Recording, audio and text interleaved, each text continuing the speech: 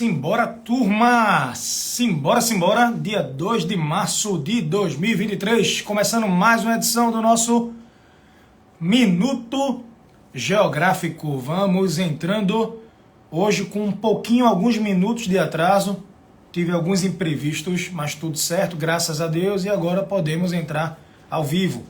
Não adianta entrar ao vivo dividido, com pendências, então depois de tudo resolvido, estamos aqui para a gente conversar um pouco sobre o que é que vem acontecendo, quais são as novidades, reunião do G20, proposta de paz da China e por aí vai. Beleza?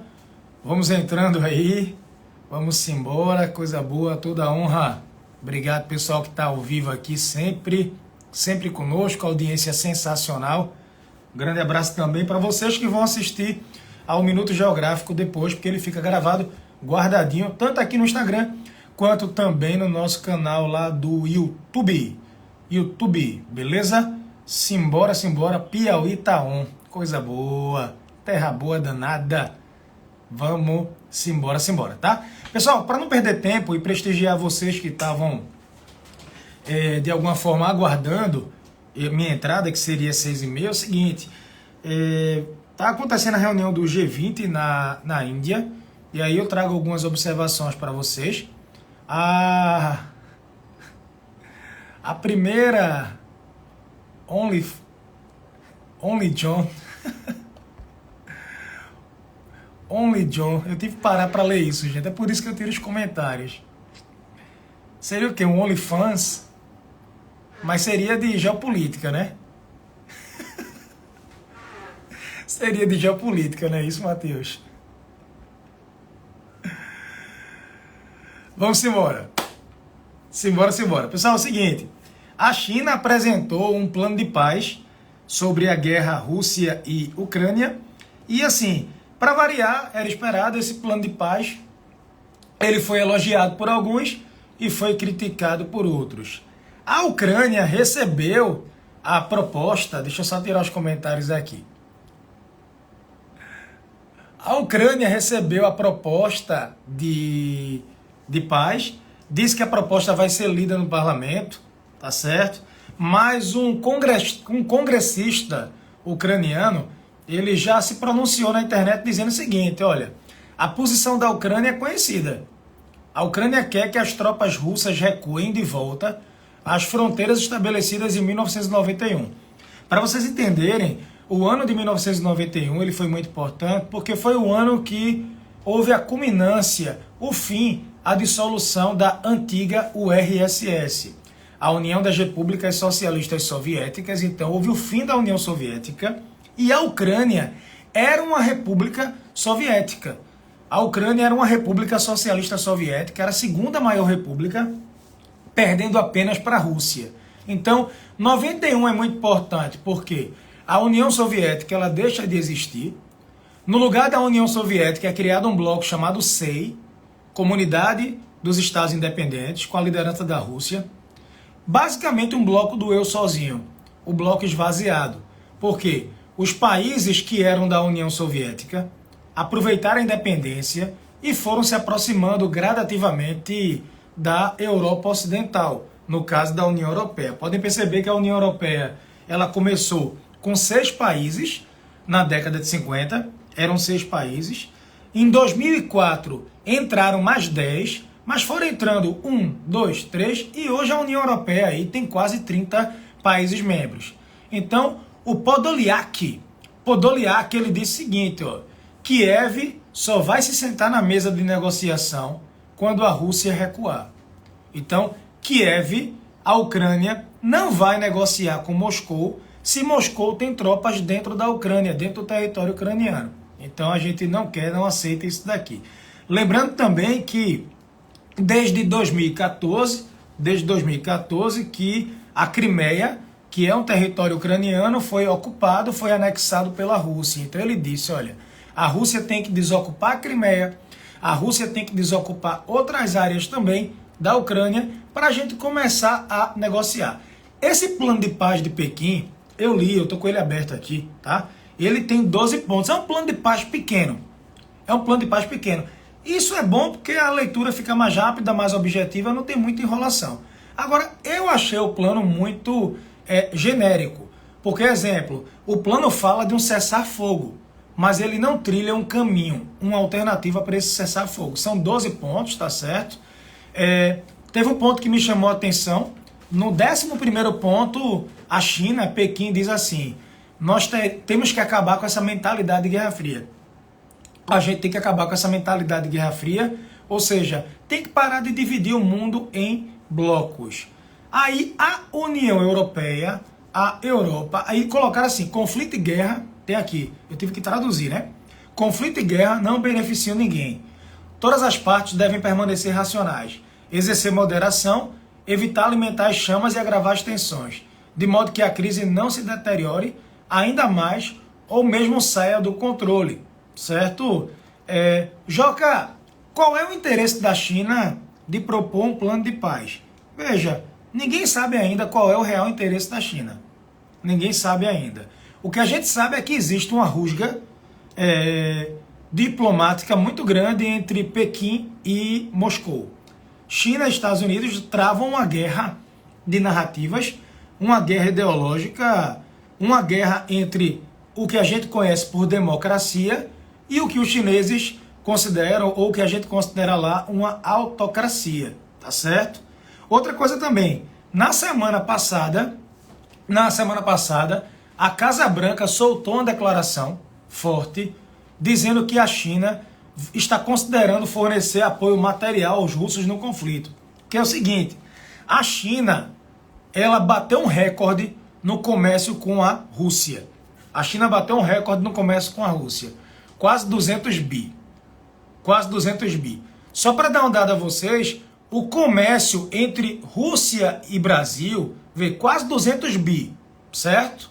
Quase 200 bi para vocês terem uma ideia. Aí cadê? Eu estava vendo aqui, o comércio entre Rússia e Brasil não chega nem perto, tá? Nem perto disso daqui. Deu aqui, teve um aumento. Cadê? Eu vou pegar para vocês aqui. Deixa eu pegar os dados, porque fica melhor, tá? Fica melhor para vocês. Houve um aumento das negociações e tudo mais do comércio, mas nada tão significativo. Eu deixo para abrir isso para vocês na sequência, tá? Eu deixo para abrir para vocês isso na sequência. Então, assim, houve uma crítica por parte dos europeus, dizendo o seguinte, que a China não pode mediar um acordo de paz, porque a China já tomou partido, favorecendo a Rússia. Até agora não há nada oficial de que a China possa ter fornecido armas para a Rússia, mas a gente sabe que o comércio entre os dois países aumentou. Então, de um lado, Europa e Estados Unidos embargando a Rússia, do outro lado vai a China comprando material, comprando petróleo russo, se beneficiando com petróleo russo de alguma forma, de certa forma, barato. De alguma forma barato, tá? Tem uma revista alemã, eu não conhecia essa revista, tá? Eu não sei a credibilidade dela, mas teve uma revista alemã que disse que agora em abril, está marcada a entrega de drones. Disse que a China vai entregar mais de 20 milhões em drones para a Rússia usar na guerra. A China nega, a China diz que quem está mandando armas é a Europa, e de fato a gente sabe. A Europa está mandando armas para a Ucrânia, a Europa está mandando material para a Ucrânia, isso é fato. Os americanos também mandando material, armamento para a Ucrânia, e aí a China diz que não. A China diz que ainda não chegou nesse patamar. Inclusive eu disse para vocês, se a China chegar nesse patamar de enviar armas para a Rússia contra a Ucrânia, a guerra toma uma proporção muito maior, e essa guerra vai se estender. Eu acredito que essa guerra não vai acabar. Eu continuo dizendo para vocês, tá? Uma notícia também, o Brasil está participando do G20 na Índia. G20 é o grupo das maiores economias do mundo, as maiores economias do mundo mais a União Europeia, tá? E houve uma reunião muito importante, bilateral, entre Mauro Vieira, tá? Chanceler brasileiro Mauro Vieira, e o Sergei Lavrov, tá? Que é um ministro braço direito, braço esquerdo do Vladimir Putin. Tem uma fotografia dos dois, o Mauro representando o Brasil, tem uma bandeirinha do Brasil, e o Sergei representando a Rússia. Esse cara é um cara forte na guerra, ele é muito ligado a Putin, foi ele que deu declarações muito enérgicas no começo do conflito. A reunião durou 45 minutos, foi ontem, foi quarta, 45 minutos. A Rússia disse que entendia a posição do Brasil, tá? O Brasil, na votação da ONU, foi o único dos emergentes ali do grupo dos BRICS que não fez abstenção, a Rússia foi contra a votação. China, Índia e África do Sul praticaram o direito da abstenção e o Brasil votou pelo fim da guerra. Então ele disse que entende, tá? Repassar os pontos uns aos outros. A ser aqui os dados, ó. 37% foi o aumento das importações brasileiras da Rússia em 2022. O Brasil aumentou o comércio em 37% com a Rússia, as importações, comparado a 2021. A gente bateu 7,8 bi. Ou seja, 8 bilhões de dólares.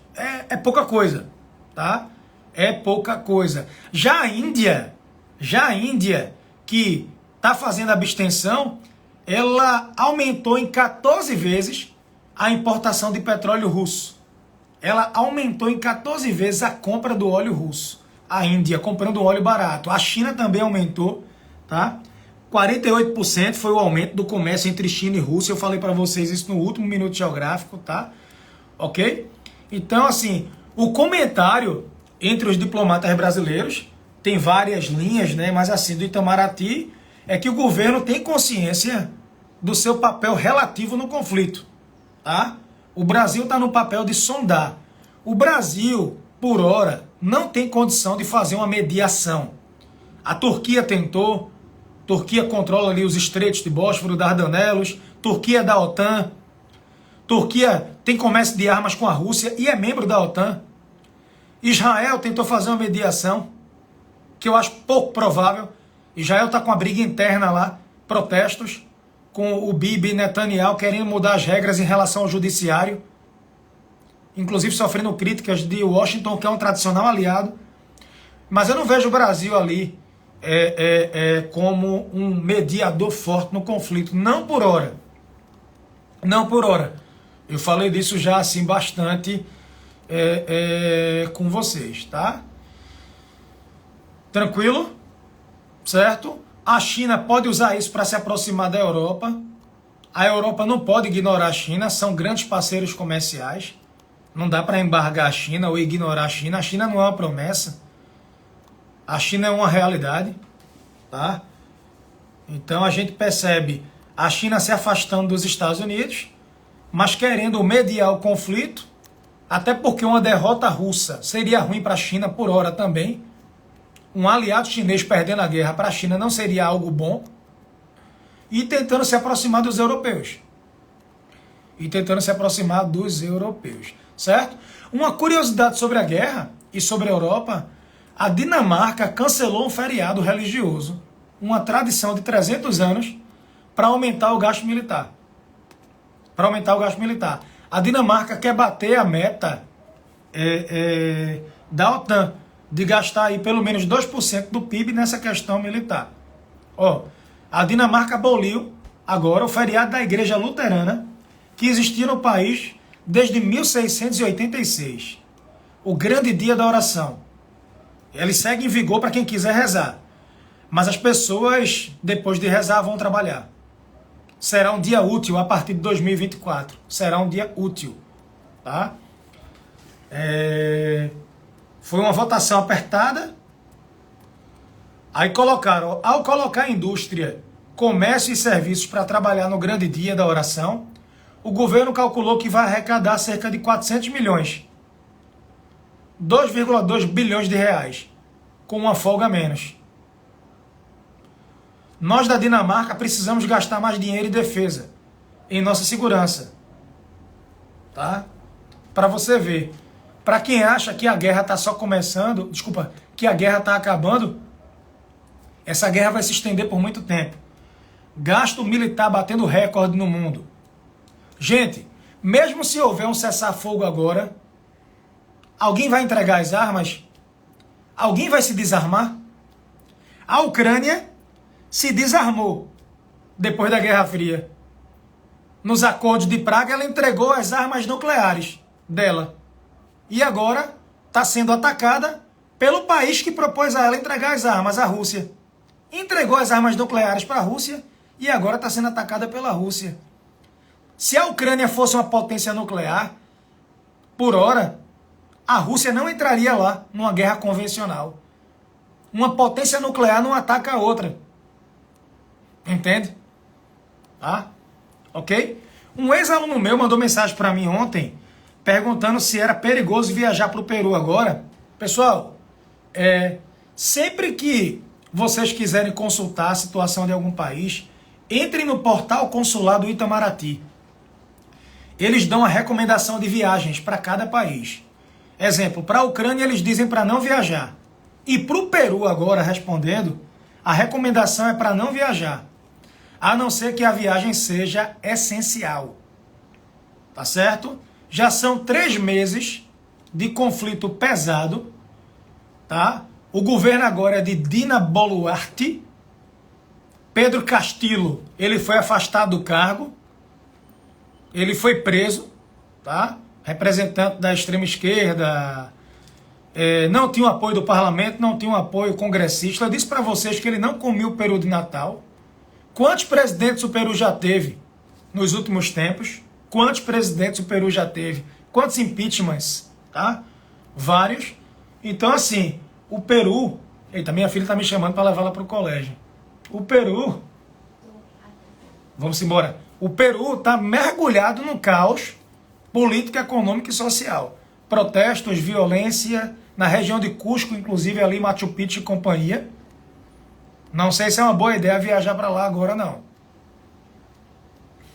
Ok? É um país muito polarizado, protesto na rua, muita violência. Foram mais de 50 mortes até agora, só nos protestos. E por aí vai. Beleza, turma? Tranquilo, tranquilo, tranquilo.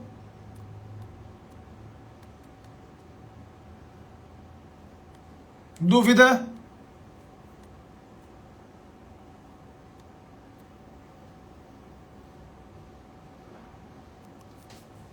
Valeu. Amigos, obrigado. Vou levar a Sofia no colégio, a aula dela começa daqui a 20 minutos. Eu estou saindo agora ao vivo. Ela está aqui com o relógio. Me dá o relógio aqui para mostrar pro pessoal. Ela acabou de entrar aqui mostrando o relógio para mim. Beijo, meu amor. Turma, vou indo, tá? Vamos embora. Valeu. Quem puder, compartilha esse vídeo, tá bom? Quem puder, compartilha esse vídeo. Um forte abraço. Saúde e paz. Vamos embora. Fui.